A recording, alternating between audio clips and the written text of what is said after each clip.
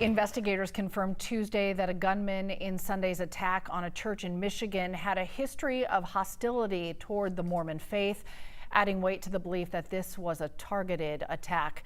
This unfolded Sunday night at the Church of Jesus Christ of Latter-day Saints Chapel in Grand Blanc Township. That's about 60 miles northwest of Detroit. The gunman, identified as 40-year-old Thomas Sanford, drove a pickup truck into the church and opened fire. Investigators believe Sanford first opened fire inside the church, then poured gasoline and ignited it. At least 4 people were killed, 8 others wounded. Sanford was killed in a shootout with law enforcement. This raises painful questions about whether faith communities are prepared for violence in such sacred spaces. With us now is Marcus Snipe. He is the head of security for our parent company, TEGNA, was a former Secret Service agent in charge. We are so sorry to be having this conversation under these circumstances, but we're seeing more and more why this is such an important conversation to have. Yes, and thanks for having me on this morning. Situations like this, you have individuals who are focused on a particular cause or a particular religion, and they have found that acting out, performing violently or performing violent acts tends to get them the attention that they're seeking. They've seen this time and time again, and I think you're seeing a rise of these type of incidents because of that.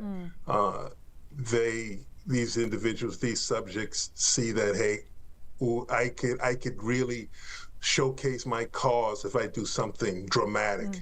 And dramatic is going into a church with a weapon and shooting people and setting on fire, unfortunately. That video was traumatic and dramatic. Church is supposed to be a sacred place, a safe place. Do you feel like there's a greater vulnerability because of that assumption, and is that now something that must change? Yes, I think it's always been out there. I think it's just being recognized a little bit more because more places like churches are becoming targets. Schools have always been targets. Movies, movie theaters, public events. So you're starting to see an uptick, but they have always been vulnerable. We in the industry, in the security industry, call them soft targets. And that's a soft target. When I say that's a soft target, that means, hey, it's not like you're going to an Atlanta Braves game or Atlanta Falcons game or an upcoming, World Cup soccer match, where those are what we call hard targets, where, hey, the security is going to be in place.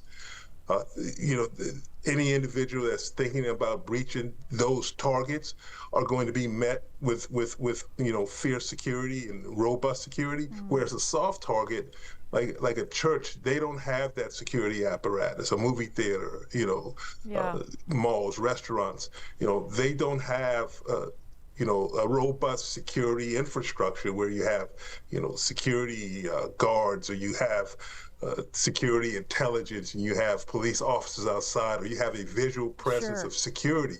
So that target or that visual, when you're considering doing something to a church, you go, all right, this will be easy to accomplish because, hey, I won't get any resistance. So how do you balance that welcoming, open nature that churches want to have with the reality that security needs to be tighter? What steps do you feel like churches should be taking, especially these small churches that don't have a lot of money or resources? Yes, and this may sound elementary, but it starts, all these attackers, all these suspects, all these bad actors, they just don't wake up one morning and boom, snap, right? They announce what they're going to do. And they announce it in ways that, hey, you may not think it's a big deal, but a family member of a congregation, may see, hey, this person is, putting strange things out on social media. They're saying, things that they usually don't say. That's such when a we're eating good point. breakfast. So the community has to take part in being that first line of defense. Marcus, exactly. Thank you so much for the time. I really appreciate it.